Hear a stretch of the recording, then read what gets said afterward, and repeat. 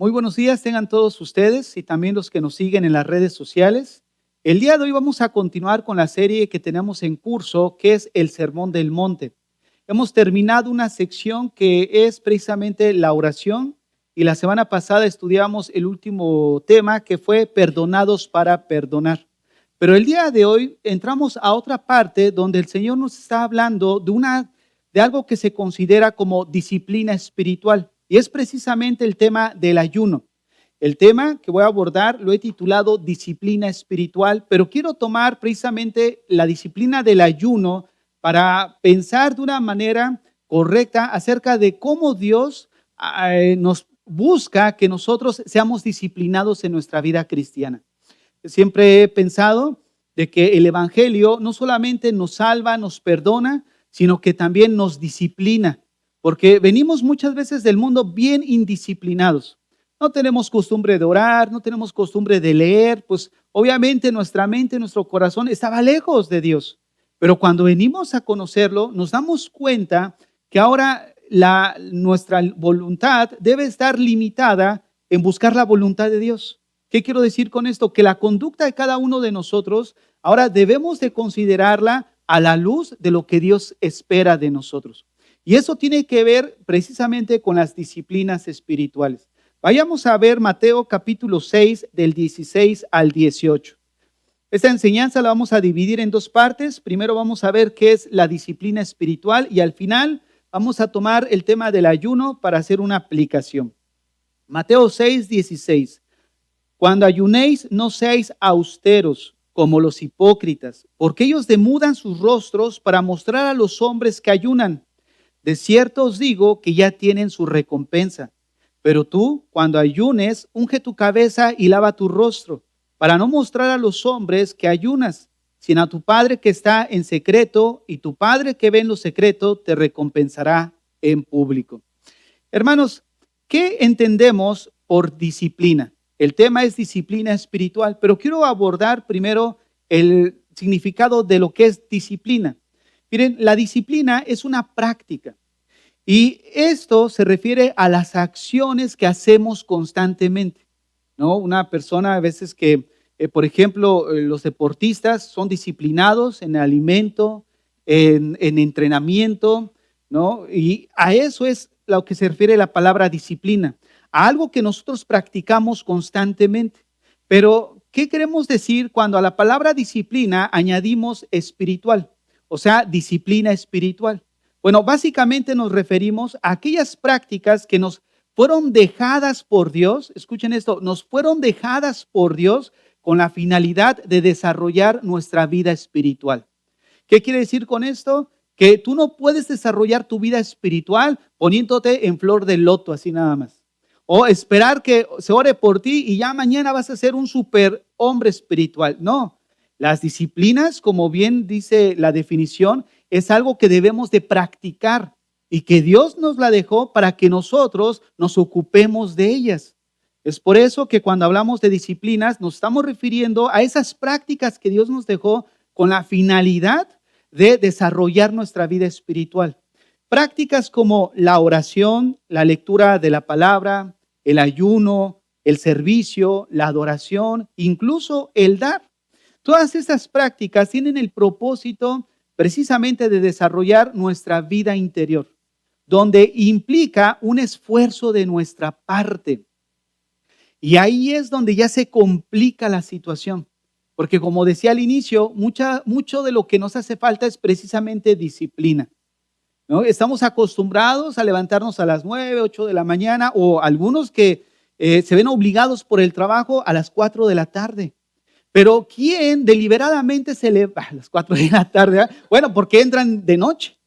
Ustedes no me entendieron, ¿no? Pero los que se levantan a las 4 de la mañana, 5 de la mañana, ya para ver si estaban atentos, ¿no? Pero lo hacen porque hay una presión, ¿no es cierto? Pero ¿quién deliberadamente se levanta a las 4 de la mañana o a las 5 como una actitud de disciplina a doblar rodillas? ¿Quién lo hace en las noches antes de dormir, abrir su Biblia como una disciplina para leer? Fíjense cómo muchas veces nosotros somos disciplinados para las cosas que sentimos cierta responsabilidad, pero descuidamos nuestra vida espiritual. Y no nos damos cuenta que Dios dejó estos medios que acabo de mencionar para poder nosotros nutrir nuestra comunión con Él y crecer en nuestra vida espiritual.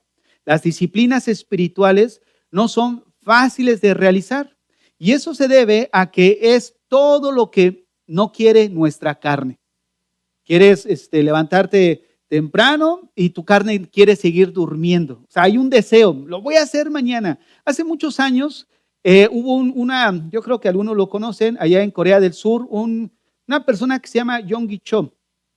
Creo que sí se llama así. El asunto que era uno de los pastores con la iglesia más grande del mundo. Y una vez lo invitaron a México a dar una serie de enseñanzas para ver el secreto de cómo hacer crecer la iglesia. Y él dice, el problema de México es que no oran, que no son disciplinados a orar. Y cuando los hermanos fueron, obviamente salieron con esa mentalidad, no, a las 5 de la mañana me voy a levantar a orar. Y ahí estaban, el primer día a las 5 de la mañana, el segundo día 5:10, el tercer día 5:30, el cuarto día ya se les olvidó. ¿Por qué? Porque no estamos disciplinados. No podemos nosotros compararnos culturalmente con personas que por cultura son dados a la meditación. Entonces muchas veces nosotros al querer hacer algo somos muy idealistas. ¿Por qué? Porque empezamos a arrancar de cero por ejemplo, correr 400 metros de 0 a 100 kilómetros en un segundo. O sea, no tenemos esa capacidad. Nosotros tenemos que avanzar, obviamente con objetivos claros, pero también reales, de lo que nosotros sí podemos hacer. De hecho, una de las cosas que nos podemos caracterizar como cultura es la ausencia de lectura. Entonces, si tú decides, me voy a poner a leer tal cosa, muchas veces nos frustramos. ¿Por qué? Porque nos ponemos límites demasiadamente altos que de alguna manera al no alcanzarlos causa frustración en el corazón. Pero déjenme decirles algo, las disciplinas espirituales sí conllevan un esfuerzo de nuestra parte y Dios espera y busca que nosotros las hagamos, porque eso es precisamente lo que va a marcar la diferencia entre un cristiano fluctuante y un cristiano maduro. Un cristiano que está no conoce el por qué le acontecen ciertas circunstancias, a un creyente que ya ha aprendido a través de su comunión con Dios que detrás de toda circunstancia hay un propósito. Ahora, tenemos, hermanos, nosotros que sacar tiempo para desarrollar estas disciplinas y es ahí donde se requiere esfuerzo. Se requiere esfuerzo, entrega, compromiso. Sin embargo, existen, cuando realizamos estas disciplinas, dos maneras equivocadas en realizarlas. Fíjense, se complica todavía más, porque en primer lugar, a veces como que luchamos con nuestra carne, ¿no? Y es mejor la enseñanza que la oración. ¿Por qué? Porque la enseñanza es visible, puedo ser visto, y la oración nadie me ve en el lugar secreto. Vean cómo muchas veces la carne sí prefiere ciertas cosas, pero va de acuerdo a lo que desea. No queremos pagar un precio, pero por otro lado sí queremos probablemente ser vistos. Y es ahí a donde quiero abordar, cómo muchas veces estas disciplinas espirituales las hacemos como un fin y no como un medio. Y en segundo lugar, las realizamos de manera incorrecta. Quiero mostrar cómo las disciplinas espirituales muchas veces son realizadas como un fin y no como un medio. Y para ello quiero preguntarles lo siguiente. ¿Es malo orar? ¿Es malo leer la Biblia? ¿Es malo ayunar? Miren, estas prácticas no son malas en sí mismas, ¿no es cierto? De hecho, Dios espera que nosotros las hagamos, que formen parte de nuestra vida. Sin embargo, los fariseos son un ejemplo de cómo usaron estas disciplinas como un fin y no como un medio. Vamos a ver esto en la Biblia, ahí en Lucas capítulo 18, para ver cómo los fariseos hacían prácticas buenas, pero la intención no era la correcta. Y es ahí donde muchas veces viene la confusión, porque muchos dicen, pero es bueno leer, es bueno orar, sí, pero lo ves como un fin y no como un medio. Y ahorita voy a explicar eso. Vean lo que dice Lucas 18, verso 9. Lucas 18, verso 9. A unos que confiaban en sí mismos como justos. Todos entendemos que se refiere a los fariseos. Algunos que confiaban en sí mismos como justos. Ahora la pregunta es, ¿por qué ellos de alguna manera estaban confiados? Vean el verso 12. Este fariseo decía, ayuno 2 veces a la semana, doy diezmo de todo lo que hago. De hecho, dentro de esta misma serie estudiamos cómo era la manera de orar. Ellos se paraban, hacían grandes oraciones con tal de ser vistos. Y al momento de dar, contrataban gente que iba adelante como pregoneros para que en el momento que ellos hicieran algo bueno, el pregonero decía, mirad, mirad, ahí está, vean lo que está haciendo. O sea, todo apuntaba a los reflectores a las acciones que ellos hacían. Entonces, ¿por qué ellos confiaban en sí mismos como justos? Porque las prácticas que no son pecaminosas en sí mismo, pensaron que ya como oraba, ya como leía, tengo el cielo ganado. Y fue lo que pensó este Nicodemo. Fíjense cómo una práctica que fue dejada por Dios legítimamente, la podemos convertir en una práctica despreciable. Cuando utilizamos algo pensando que al hacerlo me voy a ganar el favor de Dios o la salvación. De hecho, Nicodemo en Juan capítulo 3, del 1 al 5, él comienza diciendo, oye, no hay nadie, sabemos que has venido de Dios porque no hay nadie que haga lo que tú haces. O sea, ahí empezó a tratar de halagar y alabar al Señor. Pero el Señor sabía lo que había en su corazón, porque el texto dice que era un maestro, una persona del Sanedrín. No era cualquier persona, era una persona estudiada en la ley. ¿Y qué es lo que llevó a este Nicodemo a tener esta actitud y no mostrar una necesidad del maestro? O sea, porque nosotros podemos decir, oye, pero tuvo buena actitud. Pero el decir algo respecto al Señor no implicaba que él estuviera reconociendo quién era él, como hablando como Señor y como Salvador. ¿Por qué? Porque él no llegó buscando la salvación. Él no llegó buscando una necesidad de él. Él llegó mirando al Señor como, oye, no, pues tú sí eres de Dios, porque nadie puede hacer lo que tú haces. Y algo que vemos es que el Señor, ¿cómo le responde? Ay, yo sabía que alguien me iba a reconocer. No, él no dijo eso. Él respondió todo. Si tú lees el texto, puedes decir, pero ¿por qué Jesús respondió eso? Nosotros entendemos cuando lees la Biblia, sobre todo en los evangelios, que Jesús tiende a responder no de acuerdo a la pregunta. Jesús responde de acuerdo a la intención con la que se hace la pregunta.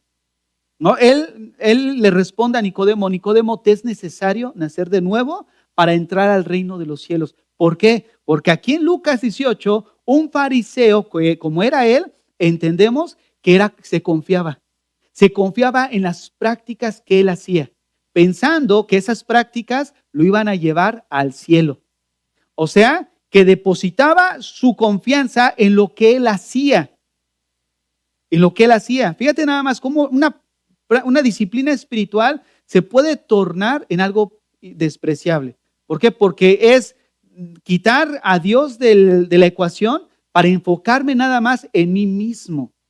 Y es precisamente lo que vemos. Aquí, esto es el clásico. Si deseas una bendición, ayuna, lee la Biblia, ora. ¿No han escuchado? ¿Quieres una bendición? Ayuna. Oye, déjame decirte algo. En el momento en que nosotros pensamos o decimos, porque hago algo, me merezco algo, significa entonces que tú tienes el control de las bendiciones. Te estás haciendo Dios. ¿No es cierto? Y eso es una ofensa a la soberanía de Dios. ¿Por qué? Porque al final es como si yo dijera, como yo hago tal cosa, yo merezco eso. Eso es precisamente la actitud de los fariseos. Les voy a poner un ejemplo. Hay otra parábola que es la del hijo pródigo. ¿Qué sucede? El hijo pródigo se va, malgasta todo lo que los bienes del padre en vida, y cuando regresa, el padre sale, lo recibe, pero hace fiesta, le cambian el anillo, le ponen vestido nuevo, sandalias, zapatos, todo, y resulta que llega su hermano. Y al ver toda esa gran fiesta, decide no entrar. Estaba obstinado. Tuvo que salir el padre para decirle, oye, ¿por qué no pasas? ¿Cuál fue la respuesta de él? Oye, le dice el hijo, oye, padre, mi hermano se gastó todo lo que tú le diste. Yo siempre he estado aquí. Yo siempre estoy aquí en la casa, te atiendo, voy a trabajar, cumplo tus cosas y no me has dado ni un cabrito para disfrutar con mis amigos. ¿Qué es lo que estaba diciendo? Yo al hacer tal cosa, merezco tu bendición. ¿No es cierto? Es por eso que al decir, oye, ¿quieres la bendición? Ayuna, ora, lee. No, no, no, no. Eso es buscar o usar las disciplinas espirituales como un fin, no como un medio. ¿Qué es un medio? Hace rato dije que las disciplinas espirituales tienen el propósito de nutrir nuestra relación con Dios. O sea, de conocer al Señor. No tienen el propósito de buscar una casa, un carro, una bendición o buscar que no, Dios está obligado a bendecirme porque yo hice tal cosa. No, como yo ayuné 3 días, Dios está obligado a darme tal cosa. Y déjenme decirles algo, no, Dios no está obligado a bendecirnos. La obediencia de nosotros es una responsabilidad. ¿Te imaginas que tu hijo te dijera, papá, si obedezco, me compras tal cosa? O sea, ¿estás comprando obediencia? No, él está obligado a obedecer porque él es el hijo, ¿no es cierto? Y así pasa a nosotros en lo espiritual. Nosotros no podemos decir, Dios, porque he obedecido, he estado leyendo, he estado orando, mira cómo ayuno, mira cómo asisto a los servicios, esperar la bendición de Dios. No, Dios nos va a bendecir de alguna forma porque Dios es bueno y bondadoso. Ahora, que es verdad que es más probable que bendiga a un hijo obediente, pero no porque busque estos medios como un fin, sino como el resultado de buscar esa comunión con Dios. Miren, Jesús no se puede meter a una aula de clase para estudiarlo. Él es una persona a la cual nosotros debemos de conocer con nuestras vidas. ¿A través de qué lo conocemos? A través de la palabra de Dios, a través de la oración. Miren, las disciplinas espirituales son un medio para un fin. ¿Cuál es? Conocer al Señor, no un fin en sí mismo. Y estas disciplinas son un medio porque el propósito es nutrir nuestra relación, no para pensar que porque de alguna manera practiqué algo, me voy a ganar o me debe de bendecir. Por ejemplo, si hablamos nosotros de la disciplina de la oración, ¿cuál es el propósito de la oración? Ahora que estudiamos esta sección, el propósito es no informar a Dios lo que Él ya sabe. No, lo estudiamos. No puedes decir, Dios, ¿no te das cuenta que no tengo para comer? Ay, fíjate que el ángel Gabriel se le olvidó pasarme eso de ti. Como estoy tan atareado ocupando a otros hermanos que sí oran y sí leen, y tú como no has leído, ni vas a la iglesia, ¿no? No, fíjate que no. O sea, nuestra oración es para informar a Dios, Él lo conoce. La oración, el propósito es nutrir nuestra relación con Él. ¿Para qué podemos pensar de la disciplina de la palabra? La disciplina de la palabra tiene el propósito de conocer a Dios, de conocer su voluntad. Miren, de ahí es el por qué debemos de estudiar las Escrituras. En las Escrituras se encuentra la mente de Dios, se encuentra la voluntad de Dios. Cuando entendemos que se encuentra la voluntad de Dios, entonces entendemos que es el único medio en el que podemos nosotros estudiar para ver qué es lo que a Dios le agrada de nosotros. ¿A cuánto les pasó que en nuestros tiempos la mamá iba al mercado y decía, cuando regrese quiero todo limpio, el quehacer y esto? O sea, había una autoridad, había un mandato y ¿qué esperaba la mamá? Una respuesta de nosotros. O obedecerla o deliberadamente ir en contra del mandamiento. Eso es lo que encontramos en las Escrituras. Los mandamientos tienen la función de direccionarnos, nos llevan a conocer cuál es la voluntad de Dios y agradarlo a través de obedecer. Pero muchos deliberadamente podemos cometer el error de saber lo que tenemos, lo que Dios espera de nosotros y hacer lo opuesto. Entonces, ¿qué es lo que vemos a través de la disciplina de la oración y de la palabra? Vemos un diálogo, vemos comunión. Dios hablando a mi vida a través de las Escrituras y yo comunicándome con Dios a través de la oración. Fíjate, es un medio, no es un fin para obtener algo. Es un medio para nutrir. Entonces las disciplinas se convierten en un medio para alcanzar un fin, que es nutrir mi comunión con Dios y de esa manera crecer espiritualmente. Si de ahí de ahí que se conozca también como medios de gracia. Hay algunos teólogos que no le quieren llamar medios de gracia porque es un término católico, XX o Z, ¿no? Pero déjenme decirles algo. Es un medio porque al final nos lleva a encontrar un fin. Llámala como disciplina espiritual o medio de gracia. Es algo que se nos otorgó por parte de Dios para poder nutrir nuestra relación con Él. Fíjate, si partimos de ese principio, podemos entender que el que está más interesado en que lo conozcamos es Dios. Es Él. De hecho, algo que hemos estado estudiando esta semana en el seminario es de que ¿cómo se inicia el canon? O sea, ¿de dónde surge los textos canónicos? Cuando hablamos de textos canónicos, estamos hablando que son textos que tienen autoridad divina. Y tienen autoridad divina porque son inspirados por Dios. O sea, fueron exhalados donde Dios llevó la mente de estos hombres a escribir lo que Él quería que escribieran. La pregunta es, ¿dónde inició? Los textos canónicos con autoridad divina iniciaron con Dios. ¿Por qué? Porque el texto canónico fueron los 10 mandamientos, donde fueron escritos por la mano de Dios. ¿Qué quiere decir esto? Que Dios buscó preservar en textos escritos a través de la historia cuál es su voluntad. No matarás, no robarás, no tendrás dioses ajenos. ¿Qué nos comunica? Su voluntad. Fíjate nada más, y es ahí donde es menester de nosotros conocer la palabra de Dios porque nos orientan. Ahora, una de las cosas que entonces que podemos concluir es que estas disciplinas espirituales no son un fin, sino son un medio para nutrir nuestra comunión con Dios, más no un fin para buscar una bendición de parte de Dios o que esté obligado, ¿no? O como ya hice tal cosa, yo merezco lo otro. No, no funciona así. En segundo lugar, las disciplinas espirituales muchas veces también son realizadas de una manera incorrecta. Vean lo que dice Mateo 6:5. No, perdón, Mateo 6:1. Mateo 6:1.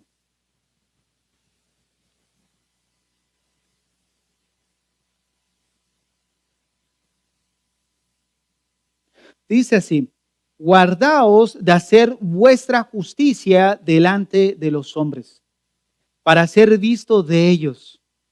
Mira, una de las cosas que también podemos cometer el error al hacer estas prácticas, no está, volvemos a lo mismo, no está en el hecho de hacerlas, sino la intención por la cual las hacemos. El texto dice, guardaos de hacer vuestra justicia delante de los hombres, para ser vistos de ellos. Miren, el problema de los fariseos no radicaba en la práctica. Ellos lo hacían. De hecho, ellos rebasaban el mandamiento de Dios, porque en el Antiguo Testamento solamente el mandato para ayunar era una vez al año, por una situación específica. Y los fariseos ayunaban 2 veces a la semana. ¿Te imaginas? Ellos querían rebasar. De hecho, Pedro, cuando ahí le dice al Señor, ¿y cuántas veces perdonaré a mi prójimo? ¿Hasta 3 veces? No, hasta 70 veces 7. ¿Por qué dijo hasta 3?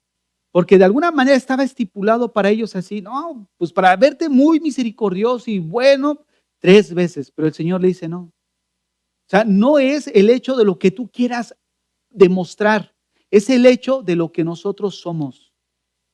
Perdonados para poder perdonar. No se trata de que vean, mira, tú me hiciste algo grave, ahora te tienes que ganar mi perdón. No se trata de eso. Se trata de demostrar de qué estamos hechos nosotros. De hecho, una de las cosas que comenzamos a estudiar en el sermón fueron las bienaventuranzas, donde hablábamos acerca de que las bienaventuranzas describen lo que es el carácter del creyente, lo que nosotros somos.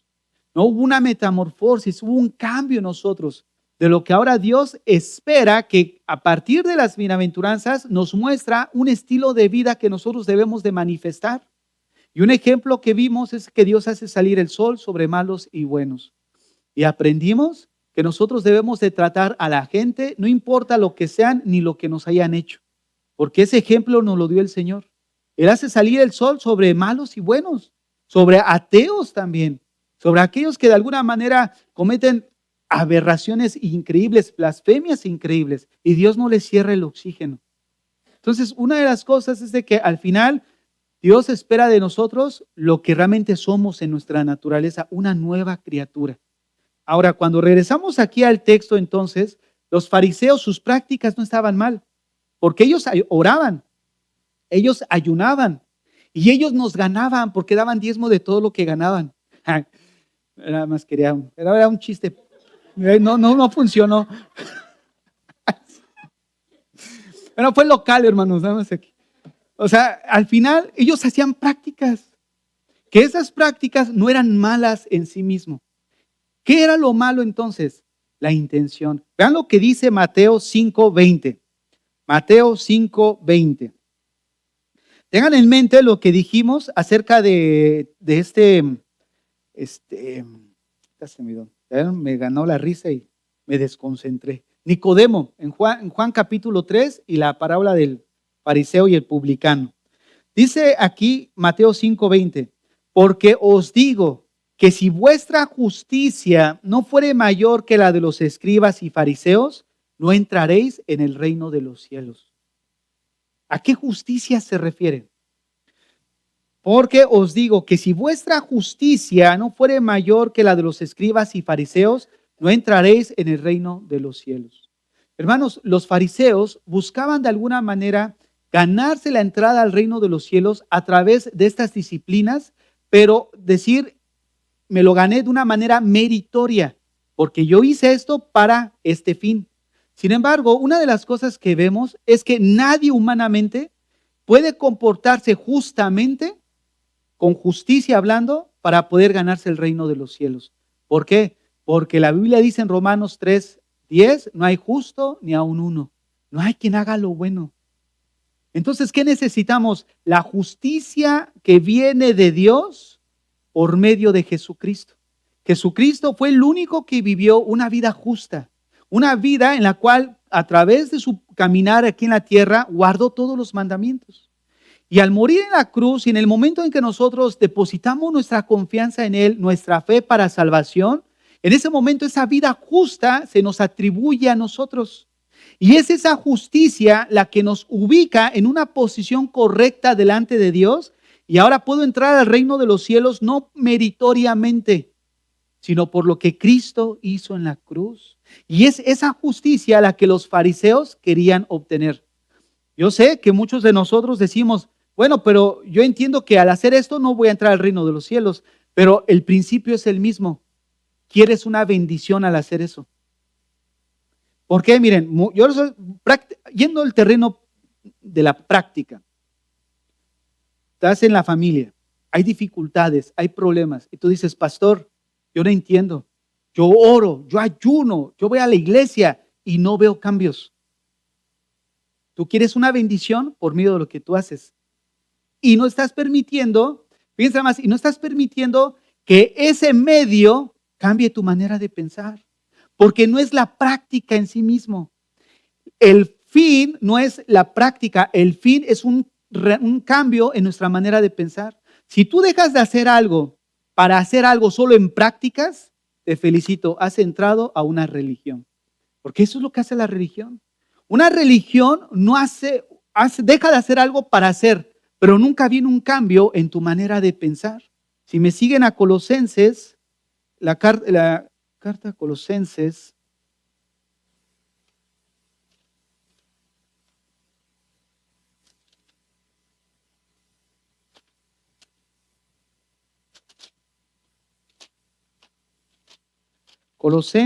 capítulo, ya les voy a decir el capítulo.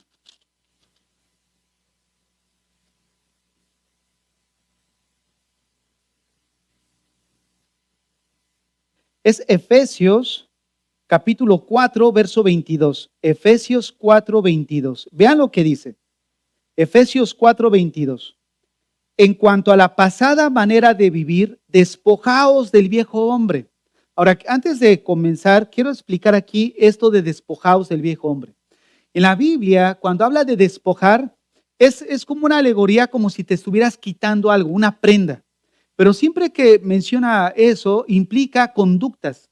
O sea, despójate de esas conductas que antes tenías. Esa es la idea. Entonces, vean lo que dice. Verso 22. En cuanto a la pasada manera de vivir, o sea, de conductas, despójate del viejo hombre. Entonces, ¿a qué se refiere la Biblia cuando menciona viejo hombre? Pues a esa manera de vivir, a ese estilo de vida que antes teníamos antes de Cristo. Y fíjate lo que dice, que está viciado conforme a los deseos engañosos. ¿Por qué viene un deseo engañoso? Porque la naturaleza de esa persona viene un deseo pecaminoso en sí mismo. Porque el problema del hombre no es de conducta, el problema del hombre es de naturaleza. Tú puedes dejar de mentir, pero sigues siendo un adúltero. Tú puedes dejar el adulterio, pero sigues siendo un alcohólico. ¿Por qué? Porque el problema no es de conducta. Hay centros de rehabilitaciones afuera que corrigen ciertas conductas, pero no cambian el corazón.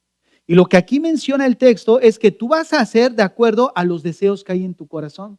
Por eso dice Ezequiel 26, en adelante, que Dios nos va a dar un nuevo corazón. ¿Para qué? Para que entonces podamos responder a la voluntad de Dios.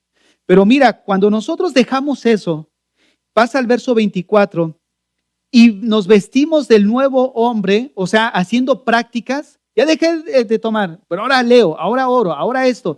Pero lo vemos como un fin para buscar en realidad una bendición. ¿Sabes qué? Quiero que mi familia se corrija. Bueno, fíjense nada más, el error es la intención y cómo usamos las cosas.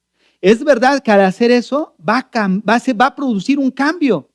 El problema es cuando no le damos el uso que debe de ser. Porque fíjate lo que dice el verso 24. Vestíos del nuevo hombre, hablando de conducta, creado según Dios en la justicia y en la santidad de la verdad. Vemos por un lado que dice quítate de esto y haz esto. Pero hay un sándwich, porque en medio entra el verso 23, que es la clave. Renovaos en el espíritu de vuestra mente. Si tú lees la Biblia, pero no dejas que la palabra cambie tu manera de pensar, no vas a obtener nada. ¿Por qué? Porque al leer la Biblia, no solamente es como cuando esas casas que leen la Biblia, abren la Biblia y en el Salmo 91. ¿Y por qué? Para que la bendición de Dios llegue sobre la casa. Hermanos, es lo mismo. Leo la Biblia y quiero esta bendición, que mi hogar cambie. No, no va a cambiar. ¿Por qué?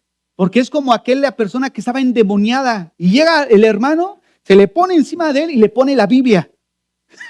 Pensando que nada más por poner, hermanos, este es un libro normal, ¿eh?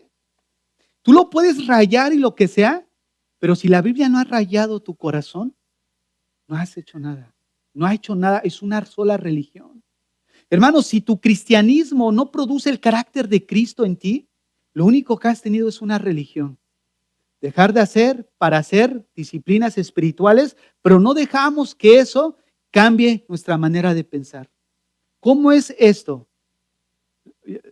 Siempre utilizo, ustedes saben, el ejemplo del matrimonio, ¿no es cierto? Que se me hace muy práctico y es muy accesible para mí. Miren, ¿qué dice la Biblia? La última, el taller que tuvimos aquí de matrimonios, les decía, ustedes saben que la Biblia enseña que también el hombre se tiene que someter a la mujer. ¿Cómo? Pasó ahí una herejía. Bueno, dice la Biblia, someteos unos a otros. Y estudiamos ahí en el texto de Efesios, dice, para los varones significa amar a vuestra esposa como Cristo ama a la iglesia. Someteos a Dios, fíjate, porque el amar a la esposa implica un sometimiento ¿a qué? A la voluntad de Dios. Dios, he leído tu palabra, pero no pasa nada en mi hogar. ¿Sabes por qué no pasa nada? Porque deliberadamente estás escuchando el mensaje de Dios y has decidido ir opuesto. Nunca ha cambiado tu manera de pensar. Y la puedes leer 1000 veces y nunca va a pasar nada si no dejas que la palabra de Dios entre y cambie tu manera de pensar. Esto no se trata de machismo, no se trata de liberalismo del grupo feminista, no se trata de eso. Se trata de ser como Cristo.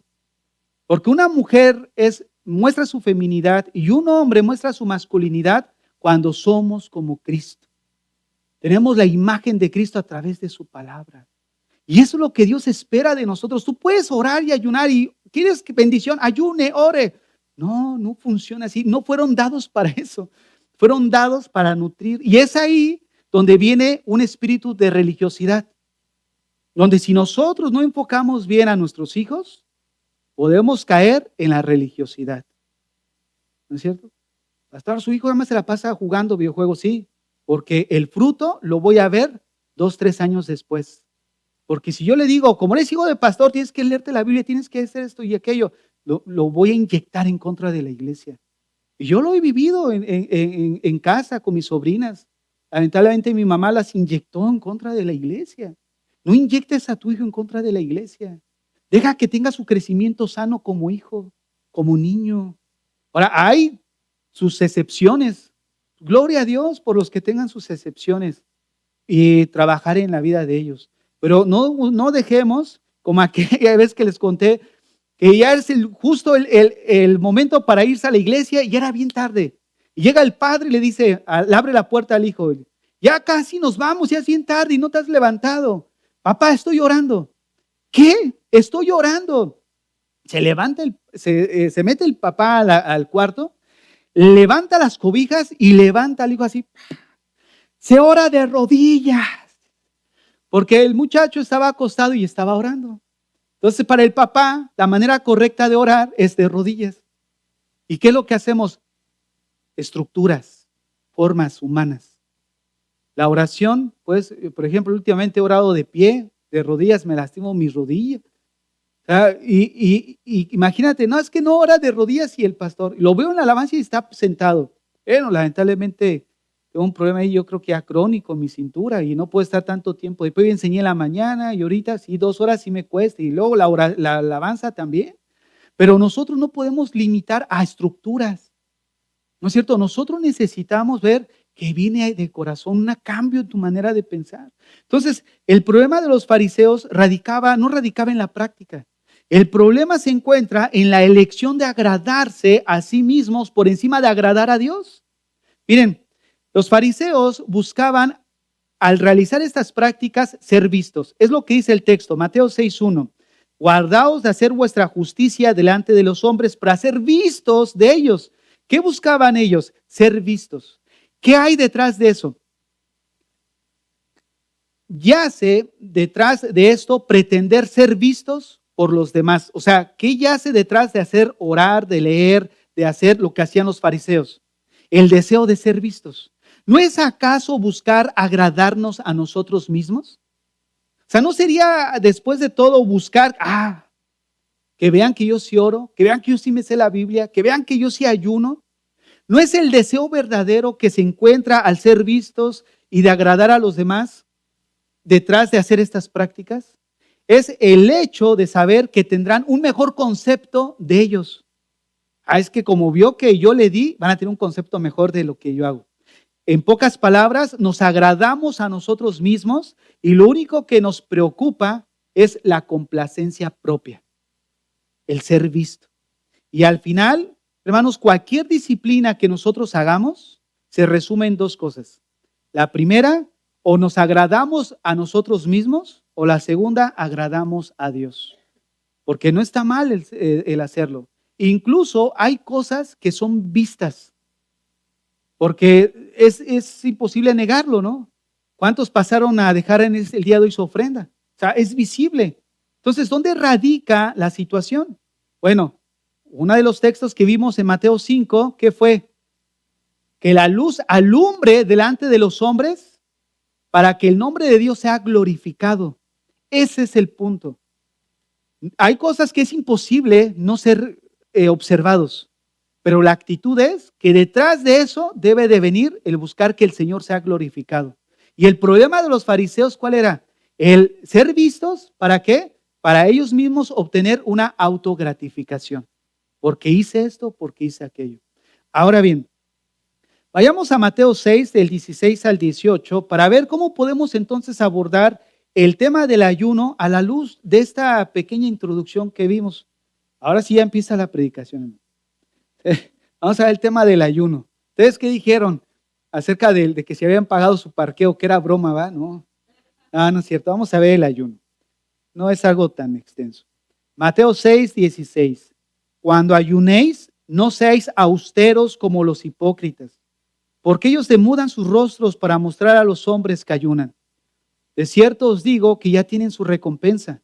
Pero tú, cuando ayunes, unge tu cabeza y lava tu rostro, para no mostrar a los hombres que ayunas, sino a tu Padre que está en secreto.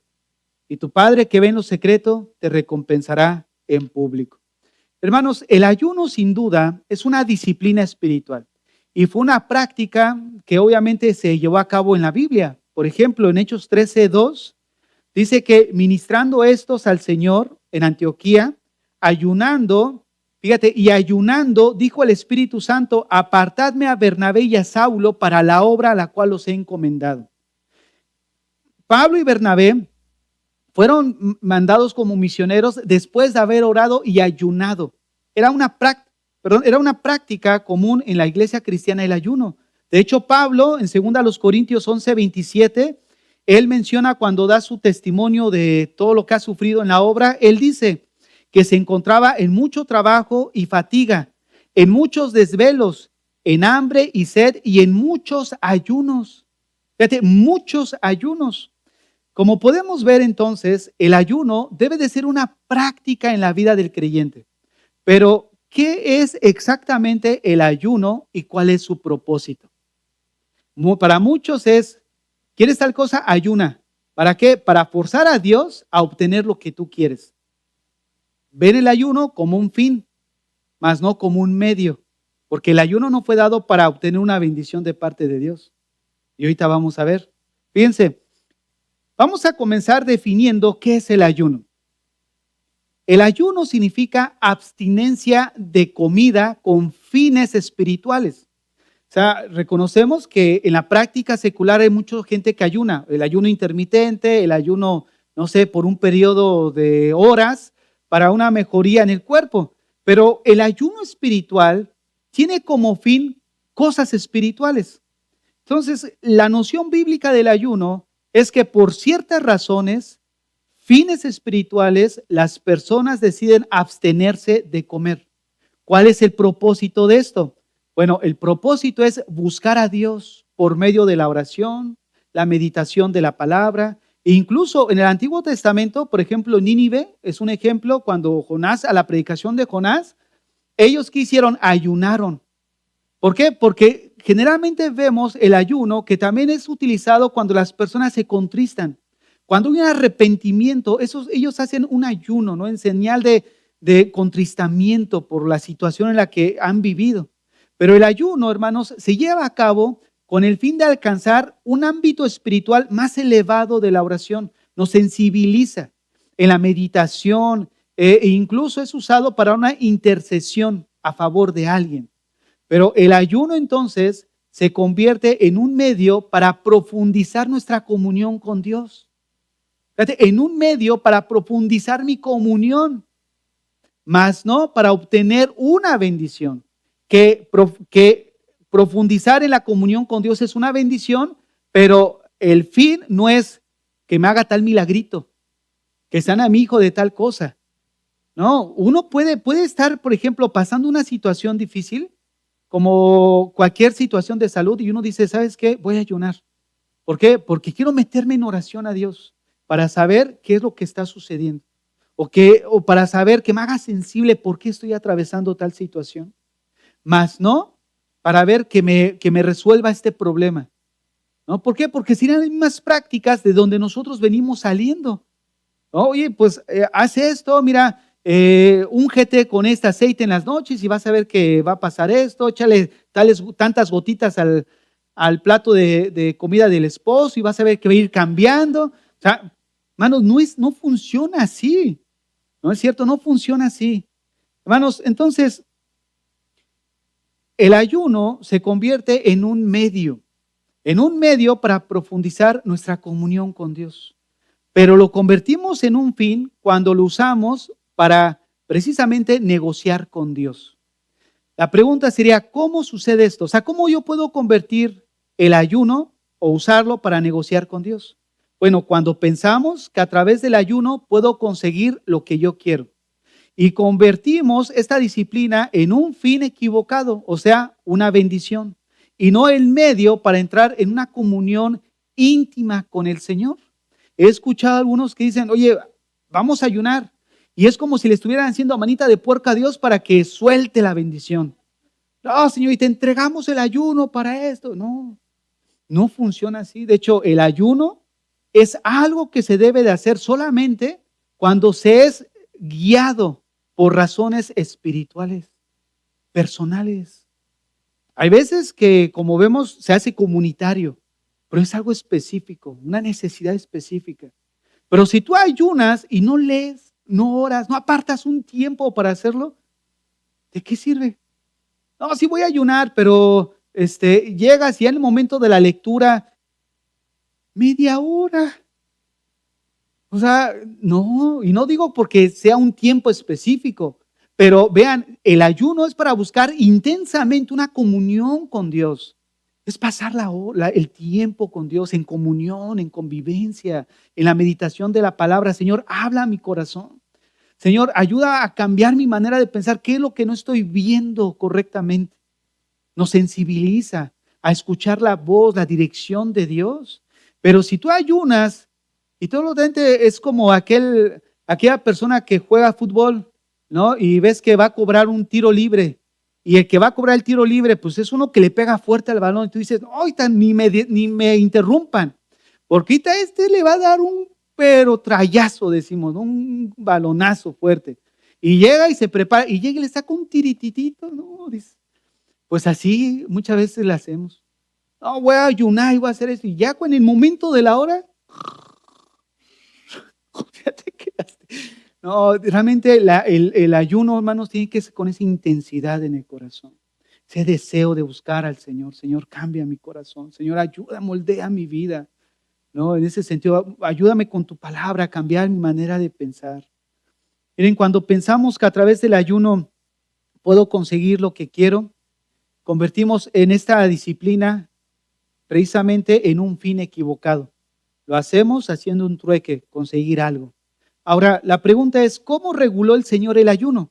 Bueno, ahí en Mateo nos lo enseña. El modo equivocado que nos muestra es llamar la atención hacia el hecho de que estamos ayunando. ¿Qué fue lo que dijo? Ahí, cuando ayunes, no seáis austeros como los hipócritas, porque ellos demudan sus rostros para mostrar que ayunan. Entonces, el modo equivocado precisamente es hacerlo con la finalidad de llamar la atención. Hermanos, es evidente que al hacerlo de esta forma, llamar la atención, la gente se daba cuenta de que estaba ayunando. No se lavaban la cara, no ungían su cabeza, y algunos de ellos inclusive hasta todos se desfiguraban en la cara. Oh, ¿qué tienes, hermano? Estoy ayunando. Y todos así pálidos, así como que ni perfumitos se echan, ¿no? Ni se bañan. No, hermano, está bien. Ellos lo hacían con la finalidad de ser vistos. O sea, deseaban llamar la atención hacia el hecho de que estaban ayunando. Y por ello tenían obviamente el aspecto triste, infeliz, y todo el mundo los miraba y decía, se está dedicando al ayuno. O sea, es una persona bien espiritual. Mira cómo ora en la iglesia. A mí me gustaría saber cuánto oras en la casa. Mira cuánto se lee, se sabe los textos, pero me gustaría saber cuánto aplicas de eso. Una cosa es saber de Dios y otra cosa es conocer a Dios. Son dos cosas distintas. Y estos medios llevan ese propósito, conocer a Dios. Que ese conocimiento siga transformando nuestras vidas. Por eso Pablo dijo en Corintios, y somos transformados de gloria en gloria. Y cuando tú miras ese pasaje, habla de la palabra, de la predicación. Ser transformados de gloria en gloria. Hermanos, nuestro Señor condena esa actitud. ¿De qué? De hacer las cosas con la finalidad de ser vistos. Para Él, cualquier forma de anunciar el hecho de lo que estamos haciendo o llamar la atención acerca de ello, hermanos, es completamente reprensible. Como en el caso de la oración y la limosna que ahorita decíamos. Oraban en lugares, en plazas para ser vistos. Daban y pregonaban lo que ellas hacían. Pues de esa misma manera el ayuno. Si lo hacemos con la finalidad de llamar la atención, estaríamos haciéndolo de una manera equivocada. ¿Cuál es entonces la forma adecuada de ayunar? Bueno, ya expliqué parte de eso, pero algo que muestra el Señor en el verso 17 de Mateo 6, dice que tú cuando ayunes, pero tú cuando ayunes, unge tu cabeza y lava tu rostro. ¿Qué quiere decir esto? Miren, esto de lavarse la cabeza y ungir su rostro era un procedimiento normal. O sea, era algo cotidiano que hacían en ese entonces. ¿Sabes que ya me levanté? Me voy a lavar la cara, me voy a ungir. Entonces, lo que el Señor nos está indicando, cuando ayunes, sé natural. O sea, sé natural. Vístete igual, tiene la misma actitud, muestra el mismo aspecto. Eso es lo que implica lavarse la cara y ungirse.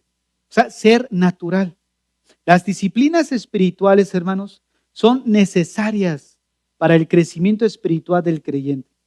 Y hacerlas de la manera correcta realmente van a traer un cambio radical en nuestras vidas, porque nos va a llevar a conocer a aquel que sí puede transformar nuestras vidas. No a través de una religión, porque precisamente la religión es esa. Por nuestros medios, ganarnos una bendición. ¿Cuál? Llegar a Dios, a través de lo que tú puedas hacer. Y no vamos a Dios por sus propios medios, que es conocerlo a través de las disciplinas que Él nos ha dejado. Ahora, no puedo terminar sin hacer dos preguntas obligatorias. La primera, ¿cómo andas en las disciplinas espirituales? ¿Hace cuánto tiempo que no lees tu Biblia? ¿Hace cuánto tiempo que no oras? ¿No platicas con el Señor? ¿Cuándo fue la última vez que derramaste tu corazón en la presencia de Él? ¿Cuándo fue la última vez que estuviste ahí? ¿Qué tan seguido haces las prácticas espirituales? ¿Qué tan seguido estamos en la palabra, en la oración, pero como un medio, dándole el enfoque correcto, no como el fin, de esperar como el genio de la lámpara maravillosa? Ya hice tal cosa y ahora me va a conceder tal deseo. No, la finalidad es conocerlo para que cambie yo mi manera de pensar y entonces llevar a cabo realmente una transformación en el ambiente en el que yo estoy. Pero si no hay una renovación en nuestra manera de pensar, por más disciplinas espirituales que tú ejerzas, e incluso puedan ser loables humanamente, de que ayunes hasta 50 días, hermanos, eso no va a traer un cambio a tu vida. Tú necesitas conocer al Señor a través de la palabra. Y el estado en el que puedes estar, hermanos, no es extraño porque estamos muchos como están. ¿Por qué? Porque no hemos descuidado estas disciplinas que nos fueron dadas para nutrir nuestra relación. ¿Por qué? Porque el orgullo de nuestro corazón no nos permite crecer. ¿No? Hoy estudiábamos en la mañana que Pablo dejó a Timoteo en Éfeso con la finalidad de que corrigiera las falsas doctrinas. Era una labor difícil. ¿Por qué? Porque tenía que corregir a aquellos que se creían doctores de la ley. ¿Por qué? Porque tenían tanto conocimiento, pero que no se practicaba nada. Y una de las cosas que podemos nosotros ver es, si nosotros al venir aquí a la iglesia, el hermano dice, ay, mira que esa persona, cómo irradia a Cristo en su vida. ¿Cómo irradia a Cristo a través de sus actos, a través de su proceder? Este sí es un cristiano bien consagrado. Pero si tus hijos en casa no ven a Cristo, somos los más grandes hipócritas. Se los digo porque a mí hace tiempo me pegó esa palabra.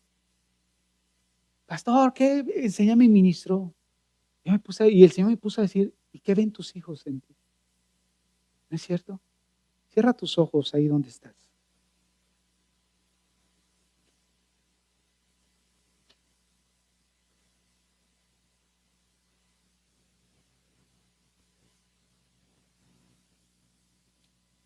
Padre, en esta mañana venimos delante de ti, oh Dios. Tú conoces el estado de cada corazón de los que estamos aquí. Tú conoces nuestras vidas, oh Dios. No podemos ocultar nada delante de ti. Señor, ayúdanos a tener la actitud correcta y la intención y la motivación correcta al leer tu palabra, al orar, al ayunar, al predicar, al enseñar, al cantar, al adorar, a levantar nuestras manos. Ayúdanos, Señor, a tener la actitud correcta. Que no busquemos agradarnos a nosotros mismos a través de ser vistos y buscar que piensen que somos los súper espirituales. Queremos agradarte a ti, oh Dios. Queremos ser agradables delante de ti. Limpia nuestro corazón, limpia nuestras vidas. Perdónanos si no la hemos hecho muy bien, perdónanos, Señor. Si como padres no lo hemos hecho muy bien, perdónanos. Hermana, si no lo has hecho muy bien, pídele perdón al Señor. Hijo que estás aquí, que eres hijo, si no lo has hecho muy bien, pídele perdón al Señor. Servidor, si no lo has hecho muy bien, pídele perdón al Señor. Es un buen momento para corregir nuestro corazón delante de Él. Es un buen momento para alinearnos al Señor en su voluntad. Dios, ayúdanos y permítenos cambiar nuestra manera de pensar a través de tu palabra, que podamos responder con nuestras vidas de tal manera que sea agradable delante de ti nuestro proceder. Limpia nuestro corazón, lo más profundo de él, Señor. Ayúdanos, ayúdanos, Señor, a que no solamente con los hermanos puedan ver a Cristo en nosotros, sino también en el hogar, puedan ver a Cristo en nosotros, nuestra esposa, nuestros hijos, en el caso de las hermanas, su esposo, Señor. Padre, nos encomendamos a tu gracia, confiando en que tú vas a obrar en cada corazón de los que estamos aquí. Que tú seas el único que reciba gloria, el único que reciba honra, Señor. Te damos gracias por tu palabra. En el nombre de Jesús. Amén.